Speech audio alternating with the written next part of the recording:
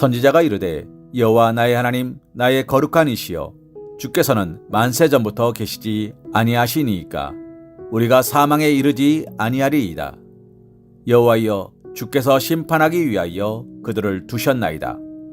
반석이시여 주께서 경계하기 위하여 그들을 세우셨나이다. 아멘.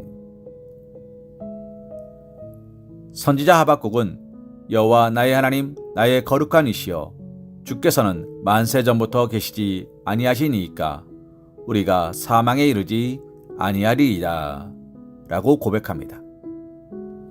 여호와 나의 하나님 나의 거룩한 이시여는 하박국 자신의 신앙을 고백하고 있는 것입니다. 그런데 이어 하박국은 우리가 사망에 이르지 아니하리이다 라고 고백합니다. 이는 선민이 멸망하지 않을 것임을 나타낸 것이라 할 수 있습니다. 그리고 그는 그 근거로 하나님께서 만세부터 계신 분, 영원하신 분임을 증언하고 있는 것입니다. 사랑하는 성도님, 하나님께서 영원하신 것과 선민이 멸망하지 않는 것은 무슨 상관이 있는 것일까요? 그 상관성은 선지자가 하나님을 여호와 나의 하나님이라고 부른 데서 찾을 수 있을 것입니다. 여호와란 신명은 스스로 있는 자란 뜻으로 일단 하나님께서 창조주이시며 영원하신 분임을 증거하는 신명입니다. 아울러 이 신명은 성경에서 하나님께서 언약의 하나님, 언약의 신실하심을 나타내는 신명이기도 합니다. 그러므로 하나님께서 만세 전부터 계시다는 것은 곧 하나님의 언약이 영원하다는 약속인 것입니다. 하나님의 언약이 영원하다는 말입니다. 그러므로 하나님께서 영원하시고 또한 언약에 신실하신 이상 이스라엘이 완전한 멸망에 이르는 일은 절대 일어날 수 없는 것입니다. 그렇기에 하박국은 바벨론을 통한 선민 심판 경고 앞에서도 변하지 않을 선민의 구원을 고백할 수 있었던 것입니다. 이러한 하박국의 고백은 참으로 옳은 것이며 확실한 것입니다. 하나님께서는 죄로 오염된 선민을 정화하기 위하여 바벨론을 통해 심판하셨지만 그것은 그들을 영원한 멸망에 이르게 하기 위한 것은 아니었습니다. 그것은 단지 그들의 죄를 징벌하기 위한 것일 뿐이었습니다. 유다는 비록 잠시 바벨론에 의해 멸망하였고 백성들은 포로가 되어 바벨론으로 끌려갔지만 영원히 멸망하지 않고 보존되었다가 결국 다시 회복되었습니다.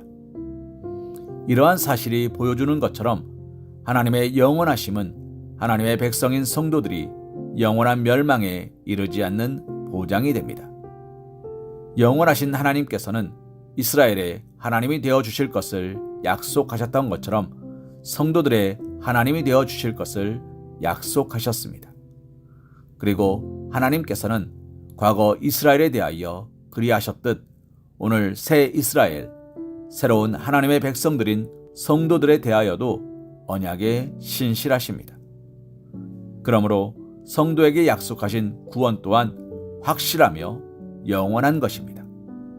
사랑하는 성도님, 구약 선민 이스라엘 백성들이 그러하였던 것처럼 신약 선민 성도들도 연약하여 죄를 범하고 그로 말미암아 하나님의 심판을 받을 수도 있습니다. 하지만 심판이 성도들을 영원한 멸망에 이르게 하지는 않는 것입니다. 하나님께서는 성도들을 심판하신 후에 다시 회복시키시며 반드시 구원에 이르도록 인도하십니다.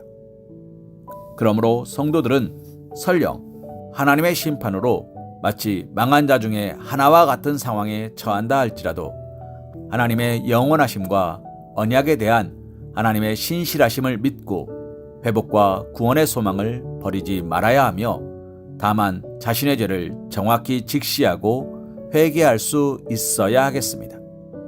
그리하면 미쁘신 하나님, 영원하신 하나님은 우리로 다시금 구원의 자리에 굳게 세우실 것이기 때문입니다. 시편 103편 17절 말씀으로 오늘의 말씀 묵상을 이어갑니다. 여호와의 인자하심은 자기를 경외하는 자에게 영원부터 영원까지 이르며 그의 공의는 자손의 자손에게 이르리니. 아멘.